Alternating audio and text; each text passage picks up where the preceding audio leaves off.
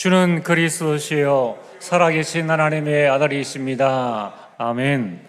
자, 우리 옆 사람과 함께 인사를 나누겠습니다. 복음 들고 갑시다. 네, 아무리 광야라도 복음 들고 가면은 거기에서 다 살게 됩니다. 자, 오늘 말씀의 제목은 여기에도 복음 들을 사람이 있습니다입니다. 오늘 서론에 왜 그렇게 살았는지 모르겠습니다.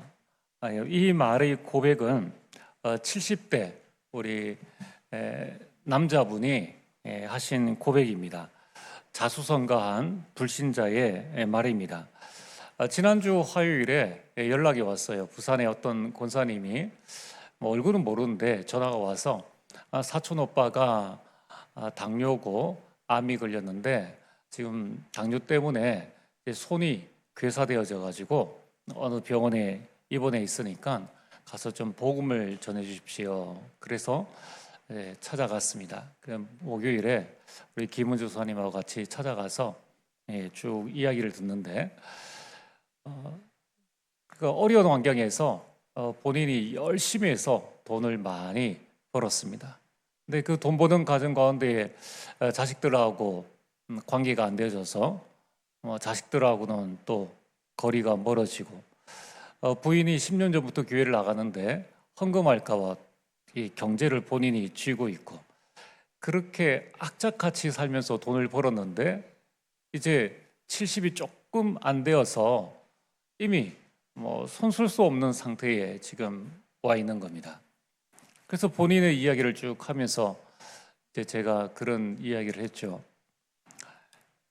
돈이 우리 선생님의 인생을 책임지지 않지 않습니까? 성공이 우리 선생님의 미래를 책임질 수 없습니다. 이제 이런 메시지를 하니까 그분이 하는 이야기입니다. 그러게요. 내가 왜 그렇게 살았는지 모르겠습니다. 라고 고백을 했습니다.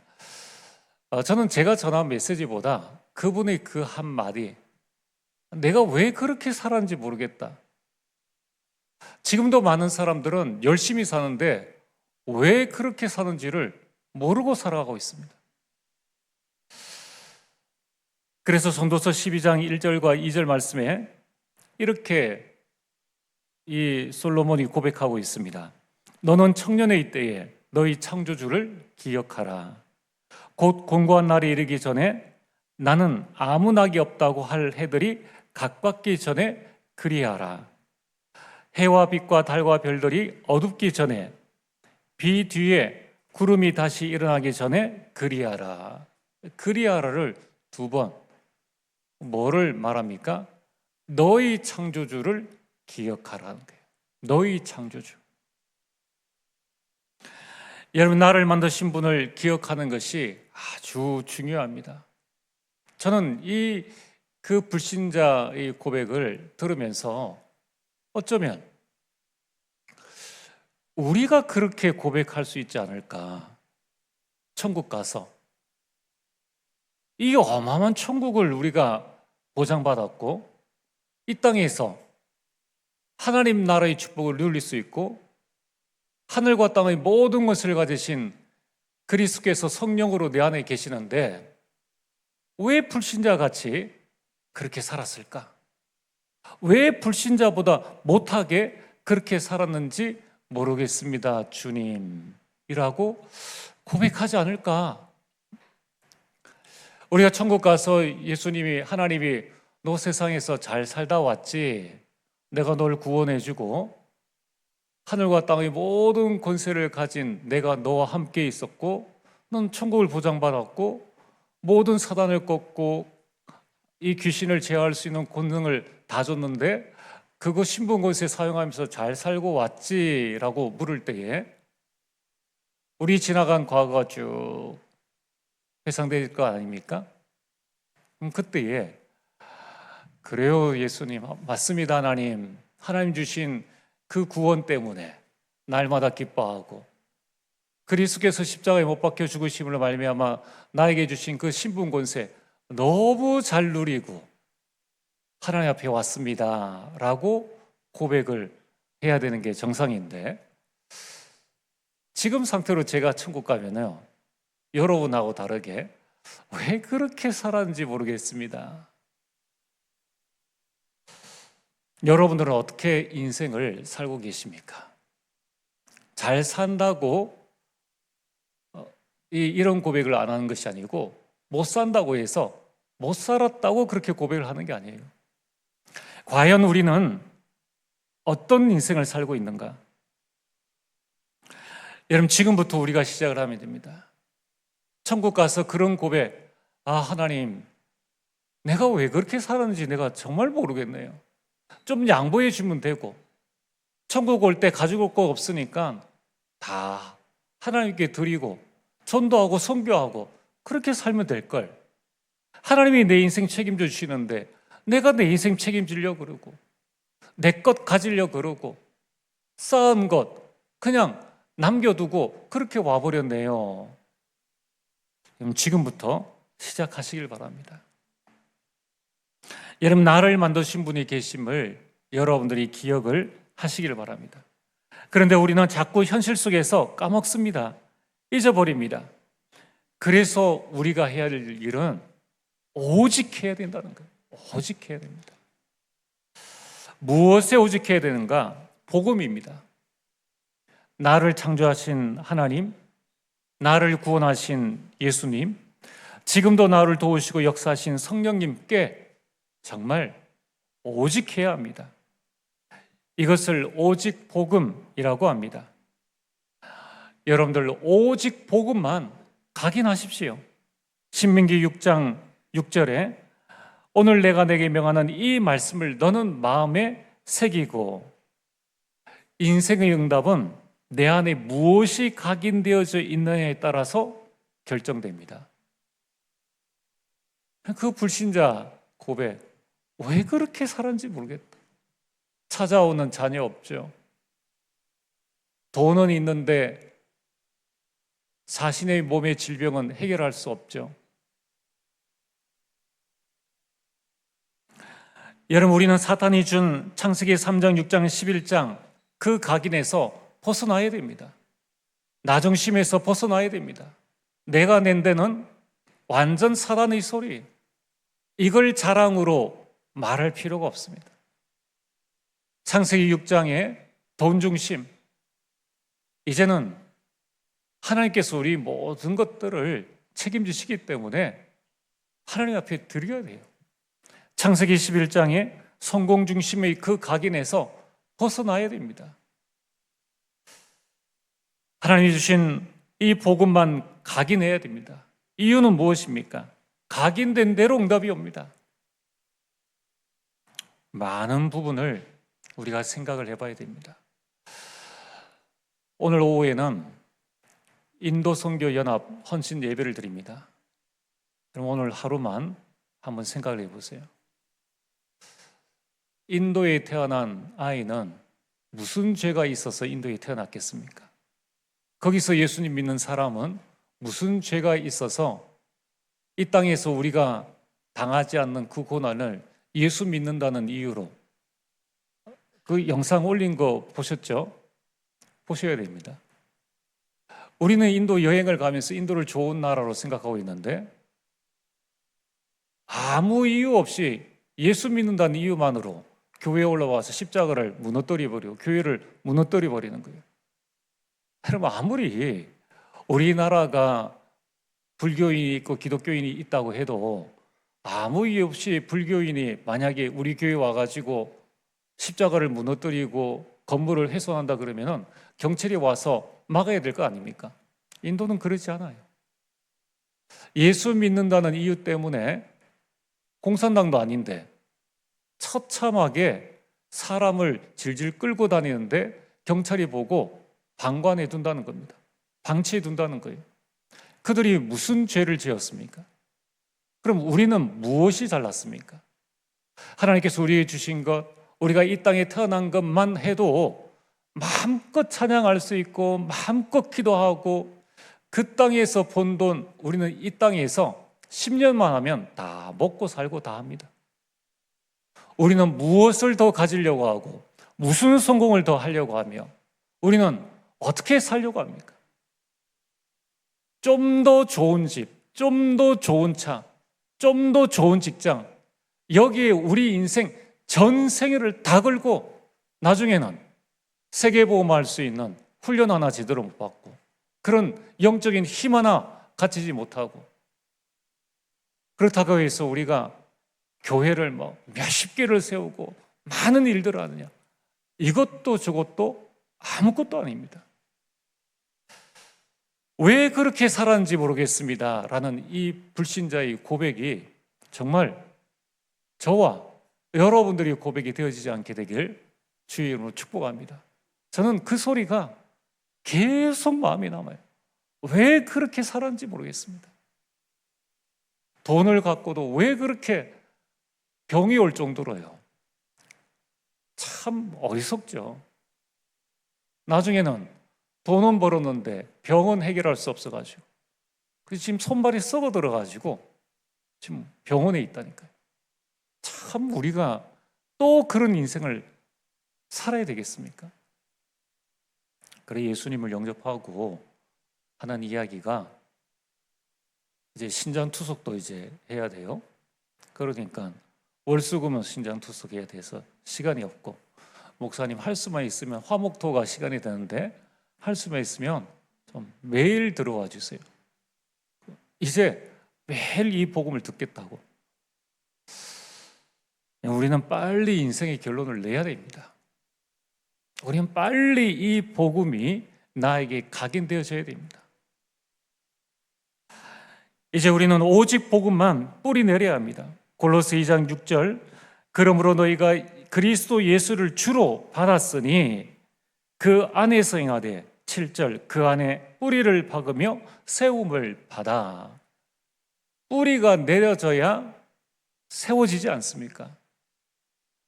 우리가 또 바벨탑 인생을 살 것입니까? 저 창세기 3장의 뿌리 가지고 높이 쌓아 올려 본들 쌓아 올린 것만큼 무너질 때 충격은 감당할 수 없는 거예요. 그래서 사단은요, 신자든 불신자든 성공할 때까지 그때는 발부둥 치거든요. 그때는 가만 놔둡니다. 수상 요원들이 물에 빠진 사람 건질 때 어떻게 건진다고 합니까? 살려고 발부둥 칠 때는 가만히 놔둔다 하잖아요. 왜냐하면 아무거나 붙잡고 요원 붙잡고 같이 물속에 들어가기 때문에. 그래서 힘 빠진 다음에 그때 이제 목 안고 데리고 나온다는 거예요. 사단도요 똑같습니다. 성공하려고 발부둥 칠 때에는 가만히 놔뒀다가 믿는 자든 안 믿는 자든 이제 뿌리가 없잖아요.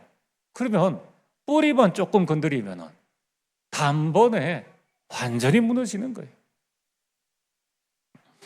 복음의 뿌리 내린 사람은 어떤 축복을 받습니까? 시편 1편 3절에 철을 따라 열매를 맺으며, 태영아 때, 초등부 때, 중학교 때, 고등학교 때, 대학교 때, 청년 시절에, 결혼을 해서 또 중년에, 노년에 철을 따라 열매를 맺는 거예요. 자, 오늘 나는 내 인생의 철을 따라 열매를 맺고 있느냐, 아니면 진짜 그냥 시간을 보내고 있느냐, 우리가 한번 생각을 해봐야 됩니다. 그러니까 우리는 성경 말씀대로 내 인생의 철을 따라 시간표마다 이 열매를 맺을 수 있도록 오직 복음에 뿌리를 내려야 합니다.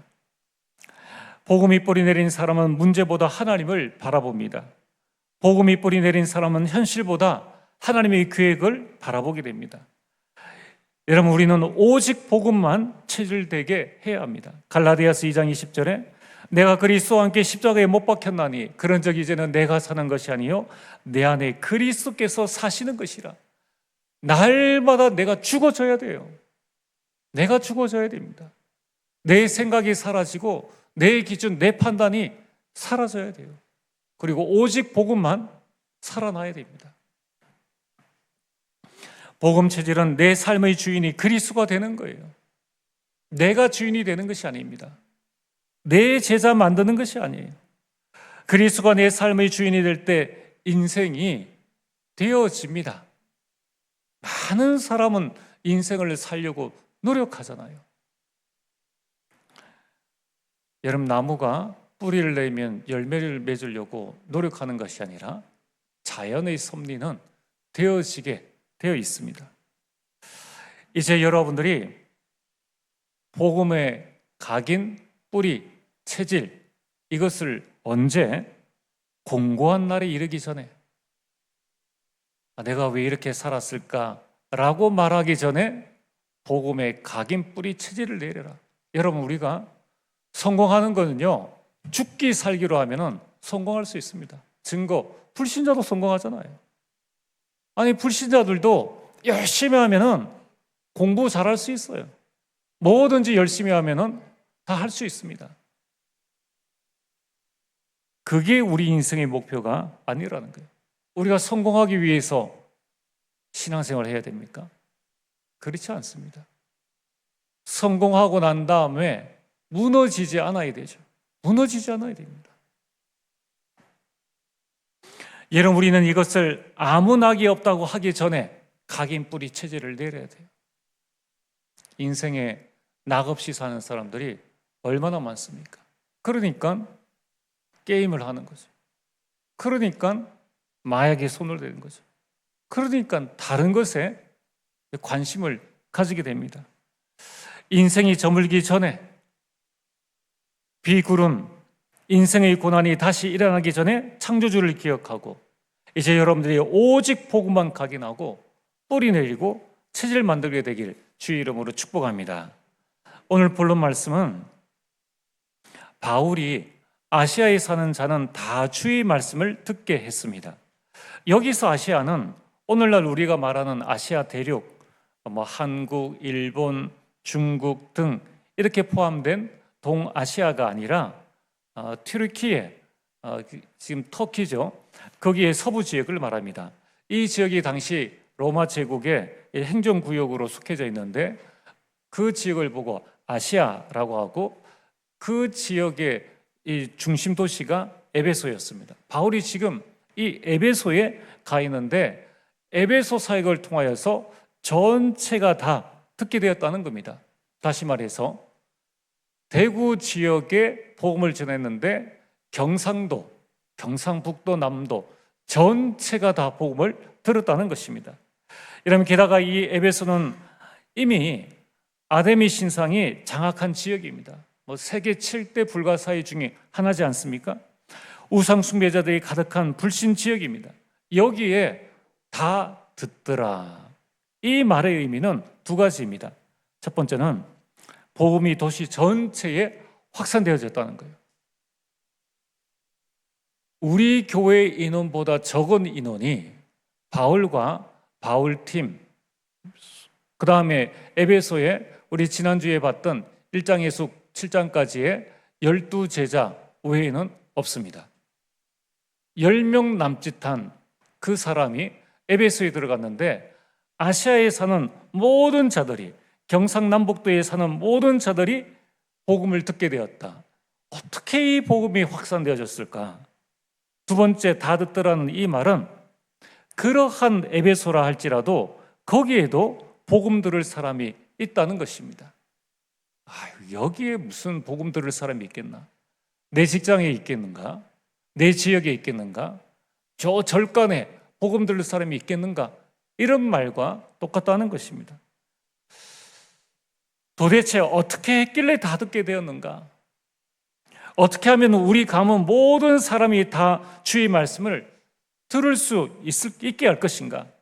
어떻게 하면 여러분이 사는 동네, 여러분 아파트 모든 동에 있는 사람들이 다 주의 말씀을 들을 수 있을까?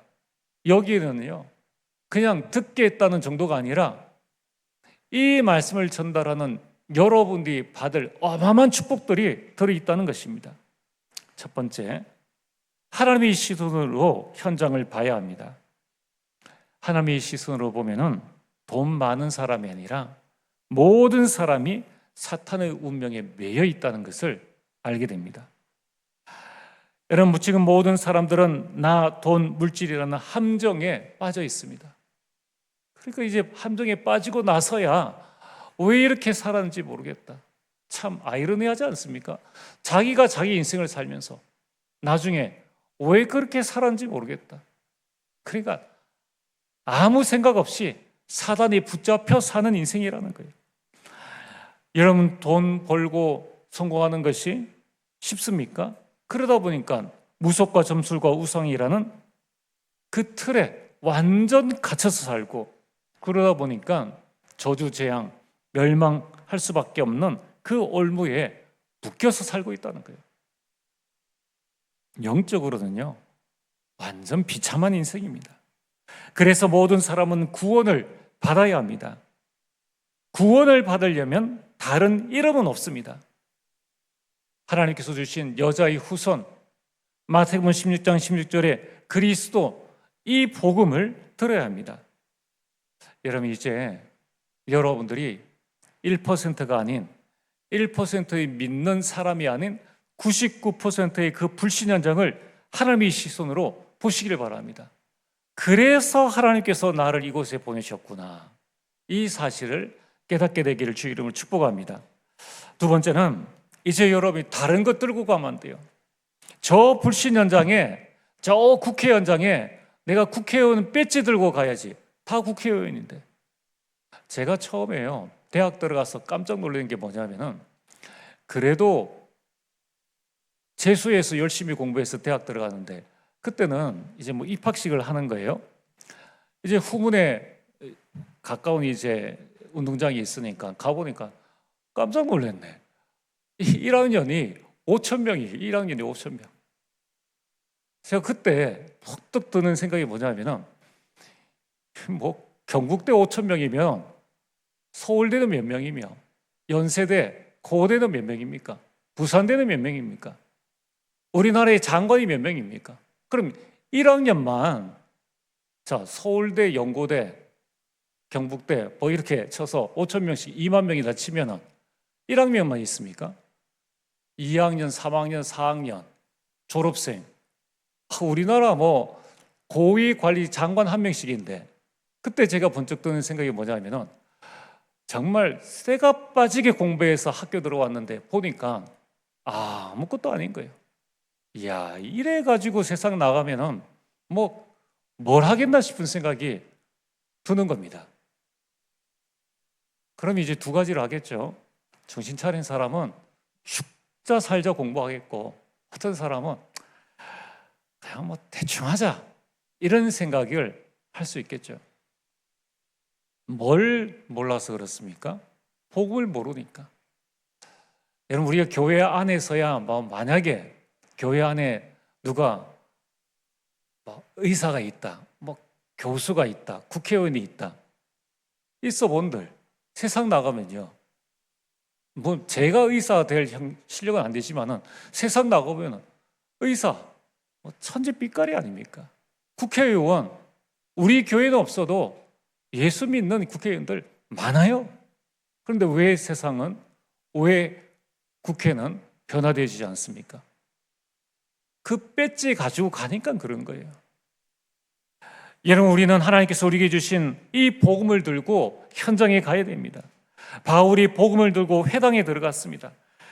오늘 8절에 석 달 동안 하나님 나라에 관해서, 이 복음에 관해서 강론했습니다. 여러분, 이제 여러분들이 복음 가지고 황금어장, 사각지대, 재앙지대로 들어가시길 바랍니다. 내일 학교 가잖아요. 내일 직장 가지 않습니까? 똑같은 우리 내 형편에 있는 사람들, 좀 나아봤자 고만고만한 사람들이 다 내 현장에 있지 않습니까? 저는 아파트에 살 때 늘 그런 생각이 들어요. 302타운 한백이동, 조금 잘 사는 사람은 차가 조금 급평수가 급평수고, 그런데 실제 내용이 뭐냐 하는 게 중요하지 않겠습니까? 다 고만고만해요. 오늘 여러분들이 내일 현장에 갈 때 무엇을 들고 가야 되느냐? 오직 복음을 들고 가셔야 됩니다. 하나님의 말씀을 들고 가셔야 되는 거예요. 그래서 바울이 서원에서 강론했습니다. 핍박이 일어나도 포기하지 않았습니다. 오히려 날마다 이 하나님의 말씀을 강론했는데 2년 동안 지속했다는 것입니다. 여러분이 이 복음을 들고 여러분의 현장에 말씀 운동의 장을 만드시길 바랍니다. 여기서 이 말씀을 지속하시길 바랍니다. 지속이 다예요. 그러면 여러분 현장에서 여러분은 전무후무한 응답을 받게 됩니다. 바울은 그 안에서 제자를 세웠습니다. 하나님이 준비하신 제자를 찾았습니다. 한 명 한 명씩 제자로 세웠다는 것입니다. 제자는 시대마다 있습니다. 그게 7명의 레멘트입니다. 제자는 지역마다 있습니다. 루디아가 있었고 야손이 있었고 브리스길라, 아굴라 부부가 있습니다. 오늘 이 시대에 여러분 현장 살리라고 하나님께서 여러분들을 제자로 부르셨습니다. 이러면 2년 동안 말씀으로 제자들을 세웠는데 이렇게 세워진 제자들이 현장으로 나가서 유대인과 헬라인에게 복음을 전하고 온 도시에 이 복음이 확산되어졌습니다. 여러분들은 그리스도의 대사입니다. 여러분들이 이 복음의 증인으로 서게 되기를 바랍니다. 세 번째, 어떻게 온 도시가 이 복음을 듣게 되었는가? 복음의 능력으로 현장을 치유했습니다. 바울은 병든 자를 치유했습니다. 여러분들 병든 자를 찾아가시길 바랍니다. 그 병든 자를 예수 그리스도 이름의 권세로 여러분 치유하시길 바랍니다. 흑암을 꺾으시길 바랍니다. 이 바울은 네피림 이 흑암을 꺾었습니다. 또한 현장의 흐름을 바꿨습니다. 마술하던 사람들이 회개하고 자신이 가지고 있는 모든 책들을 팔아서 불살라 버렸습니다. 어마어마한 현장의 흐름을 바꿔버린 것입니다. 오늘 말씀의 결론입니다. 하나님의 말씀은 지금도 살아있습니다. 오늘 19장 20절 아주 중요한 하나님의 말씀이죠. 여러분, 바울은 위대한 전도자요 선교사입니다. 많은 사람을 살렸고 제자로 세웠습니다. 또한 흑암을 꺾었습니다. 바울이 어떻게 이런 큰 일을 할 수 있었는가? 그 비밀이 무엇인가? 바울의 실력이나 능력이 아닙니다. 그것이 바로 말씀의 힘입니다. 바울은 말씀에 붙잡힌 자입니다. 여러분, 오늘 하나님의 말씀에 이와 같이 주의 말씀이 힘이 있어. 주의 말씀은 살리는 힘이 있습니다. 하나님의 말씀은 변화시키는 힘이 있습니다. 그래서 흥왕하여 세력을 얻게 되었습니다. 여러분, 이번 주간 말씀 붙잡으세요. 오늘 나에게 주신 하나님의 말씀 레마를 붙잡고 그것을 아침, 낮, 밤으로 집중하는 삶 집중을 가지시길 바랍니다. 여러분 현장에도 복음 들을 사람이 있습니다. 여러분, 이 복음을 전하는 한 주간 되어지길 주의 이름으로 축복합니다. 전능하신 아버지 하나님, 참으로 감사를 드립니다. 내가 있는 현장에도 복음 들을 사람이 있음을 알고 주의 말씀으로 힘을 얻어 이 복음을 전하게 하여 주시옵소서. 그들을 살리게 하여 주시옵소서. 현장을 살리는 참된 주역이 되게 하여 주옵소서. 예수님 이름으로 기도리옵나이다. 아멘.